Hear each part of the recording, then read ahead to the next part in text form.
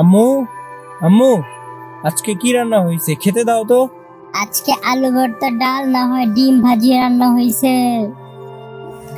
ধুরো, এইগুলা দিয়ে কি ভাত খাওয়া যায়?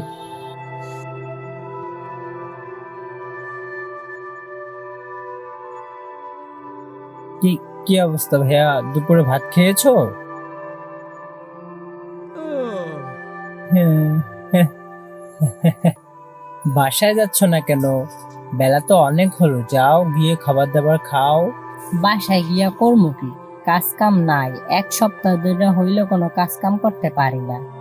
টুকটাক যাও আগে পাইতাম, করোনার লগে হাও পাই না।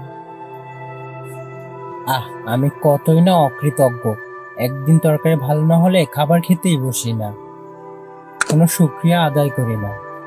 না, খাবারের জন্য আম্মুর সাথে আসলে এভাবে রাগ করে আসা উচিত হয় নাই। আম্মু, আম্মু আসো খাবার খেয়ে নেই। হ্যাঁ তুই বস, আমি আসছি।